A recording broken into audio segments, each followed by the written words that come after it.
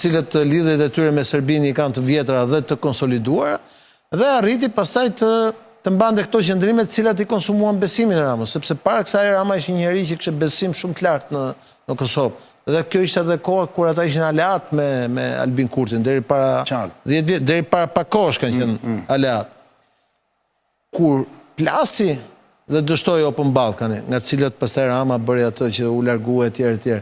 Dhe kur u pa që kjo puna e ndryshimit të kufive, se s'është kaq kollaj, sepse janë kundër kroatët, janë kundër tjerët dhe nuk është kundër Vatikani, janë kundër një pjesë e madhe e aleatëve, Amerika e tjerë, dhe ishte histori lobistash më shumë se sa histori e një planit vërtet, atëherë ai e kuptoi dhe u tërheq.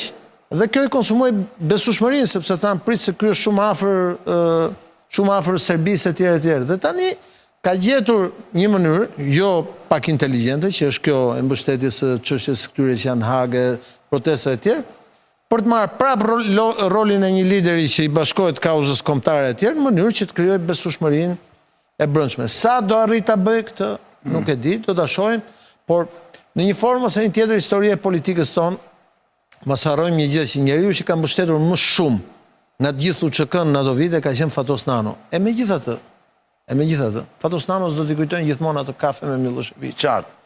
Sepse dhe Fatos Nanos perëndimorët ja kërkuan. Apo jo? Sigurisht. Mos harrojmë që një njeri që ka dhënë një kontribut të jashtëzakonshëm për UÇK-n në ato vite tjerë ka qenë Ilir Meta, si kryeministër, si zëvendës kryeministër, si ministri i jashtëm, dhe në Maqedoni dhe në Kosovë. E prap Ilir Meta në ata perëndimorët që ashtu pastaj e shitën dhe është atje ku është me siguri po na ndjek, po përshëndesim.